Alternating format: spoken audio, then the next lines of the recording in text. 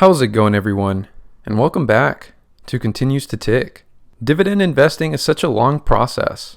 It coincides perfectly with life in many ways, or with what life is supposed to be, that is. I mean, life is supposed to be long. Well, it should be now, right, in 2021. I'm sure not the same could be said a century ago, maybe. But with life being long comes a substantial amount of memories made, experiences felt, the seeing of people come and go in your lifetime. Along these lines, this past Monday my dad lost his father, and a couple years before this, lost his mother. A long life lived, my grandfather had, living into his late 90s. And he always would say, if you asked him, I never felt that long in reaching that age. My relationship with my grandfather was a unique one.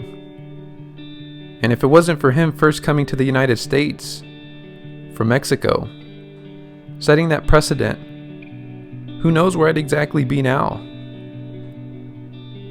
But what life teaches us with time is we'll make mistakes, or at least realize we aren't perfect. And life is hard because it is hard, because of decisions that have to be made.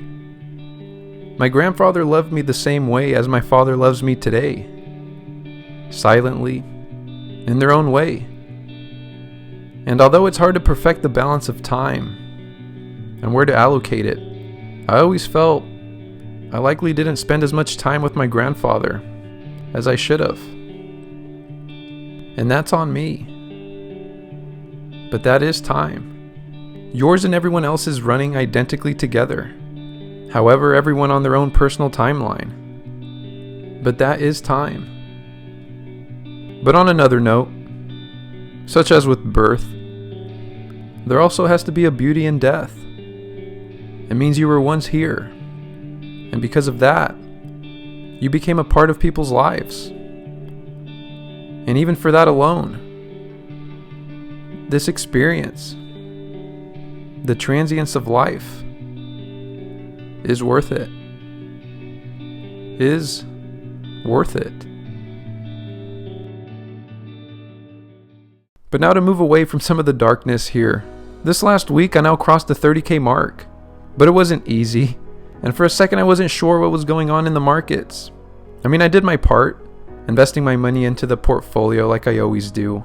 Systematically, of course. But it almost felt like there was something else bigger going on. All out of my control.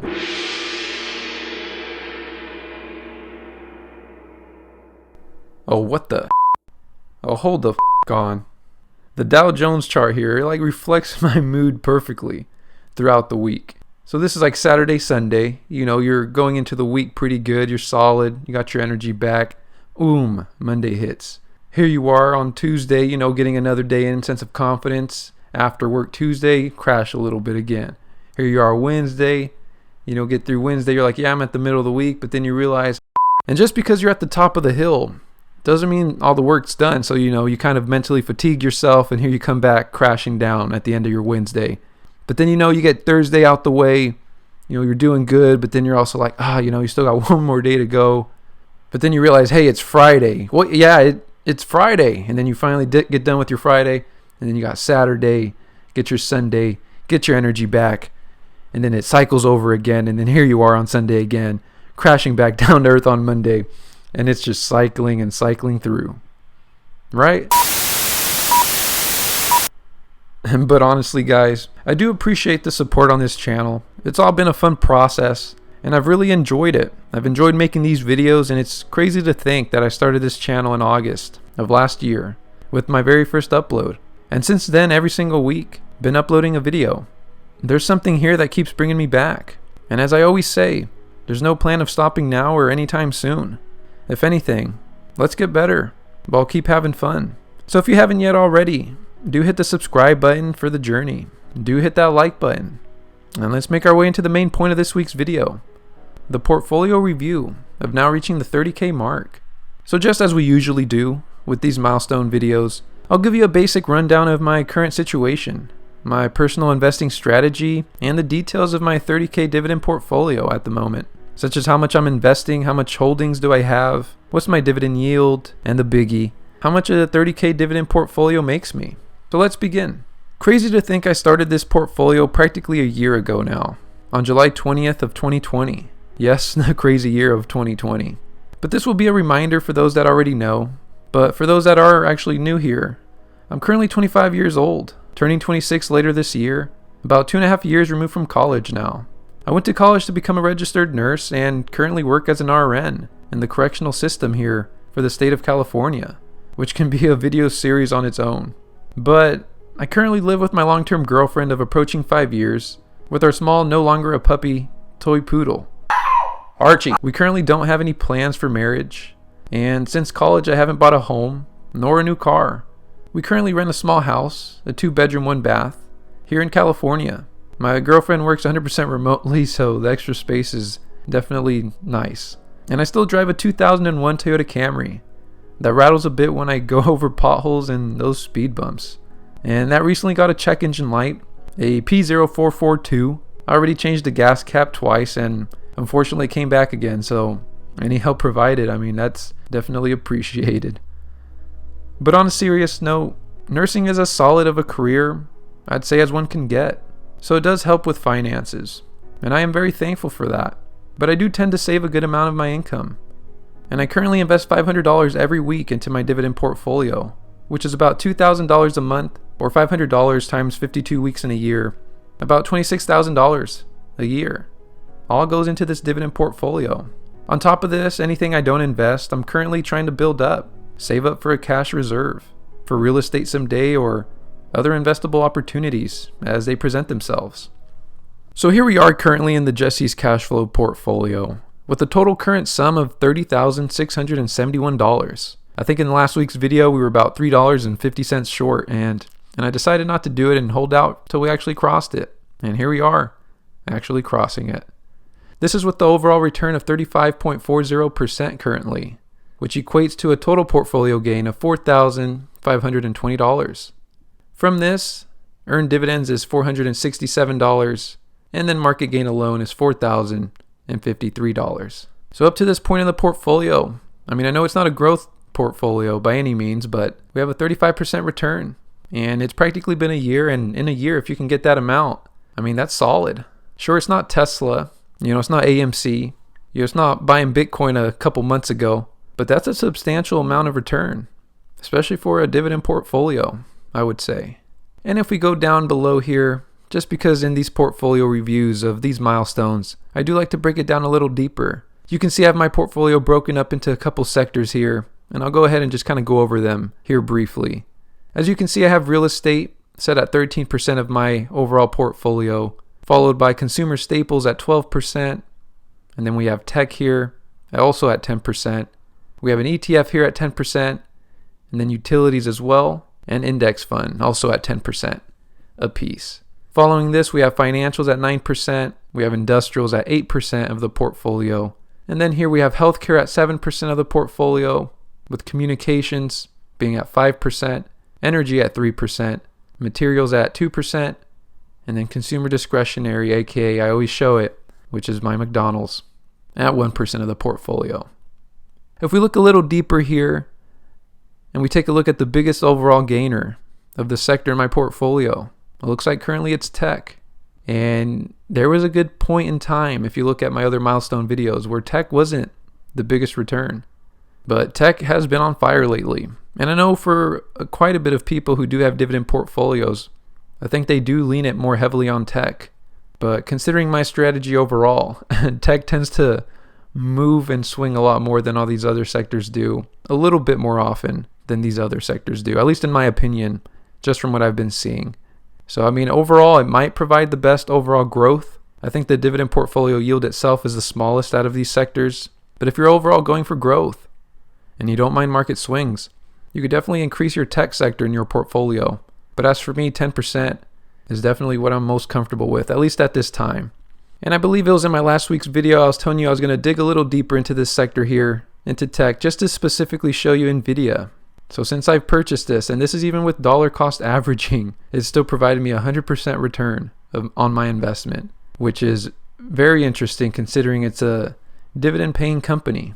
Take note though, it's a very small dividend yield, as you can see here, of 0.08%. My target of actual NVIDIA of this sector alone was 28%, and instead I've gone up to 34.1%, which is interesting to see nonetheless. So I just wanted to give a little shout out to that because it's definitely something to learn from. Here we are in the Jesse's cash flow portfolio performance. And as you can see here, currently we do have 51 holdings in this portfolio. So, I am very well diversified to say the least. And currently my dividend yield of this portfolio, according to M1 Finance, it says it's 2.744%, which is, not too bad. It's kind of where I want it to be, at least this point in time and my current age. And my expense ratio is practically nothing at 0.01%, which is where I want it. I don't want to be giving away any more money than I need to. But out of curiosity, if we go back to the tech sector of my portfolio, you can see here, these were the 6 holdings that I have. And currently, tech is doing the best. It's given me the best return overall of growth. But in terms of dividend yield, it's only at 0.961% as a sector in my portfolio. This is the classic, dividend growth play. You're holding it with the idea that these companies are going to mature one day and keep on increasing their dividend yield over time. And lastly, as we wrap up this week's video, I'm going to pull up the Div Tracker. It's an app that I got from the Apple Store. I believe I did have to purchase it. I don't exactly remember how much it costs, but if someone remembers, you can comment down below. And as you can see here, 30,671 and 34 cents compared to the 35 cents on M1 Finance. So pretty much the same overall portfolio. And at first you can see that there's a little bit of a difference in terms of the portfolio's return, but the way M1 Finance calculates it, they also add the earned dividends. So as you look here in the composition, VIG and SPYD as one individual holding do make up about 10%, and together as ETFs and index funds, it's about 20% of my portfolio. But besides that, my next biggest holding is O, and here it equates to about 3.4% of my overall portfolio, with that being the biggest individual holding, and everything else being slightly smaller. I know I do hold 51 holdings, but I do it in a way where I don't want anything to really be more than 4% in my portfolio. My ultimate goal is 5%, so maybe in the future I might, downsize in terms of holdings, especially to in the future increase my yield during retirement age, maybe closer to around 3%, over 3%. But as for now, that's the idea. VIG and SPYD as individual holdings, they're diversified on their own, so to hold them as a bigger proportion of the portfolio is definitely okay for me. And now for the moment you guys have all been waiting for, the annual dividend income. As you can see here, it's $840.29, and if you break it down by 12, monthly it's $70. And if you want to break it down even further, just to make yourself feel good or bad, it's $2.30. So this portfolio is currently making me $2.30 a day. A nice piece tea or maybe a bag of chips, maybe both at the same time. And further below still, according to the Div Tracker, it says here we have a 3.15% yield. On M1 Finance, it was saying we had a 2.7% yield. So a little bit of a discrepancy that usually happens every time. But I would imagine somewhere in between both of these is probably the most appropriate, correct answer in terms of dividend yield. And if you look down below here, I currently have an annual dividend income goal set at $1,000 for the year. And if you look down below here still, it says if we invested another $5,000, we'll be reaching this goal. So anticipating about a 35K portfolio size, roughly around there, we'll be reaching this goal. So that's going to be it for this week's video. Having passed the 30K mark, the next milestone, at least for now, should be the 40K mark. There's a small chance I may put up the 35K or just reaching the $1,000 in dividends for the year mark, which I'm looking forward to. It's exciting to know that nearly a year ago, we started this portfolio and here we are now. And that's the thing with time, it doesn't stop. The clock keeps on moving. So since my last video, we made it through 7 days. We'll make it through another 7 days. And I can't wait to see you guys then. And until then, as always, take care.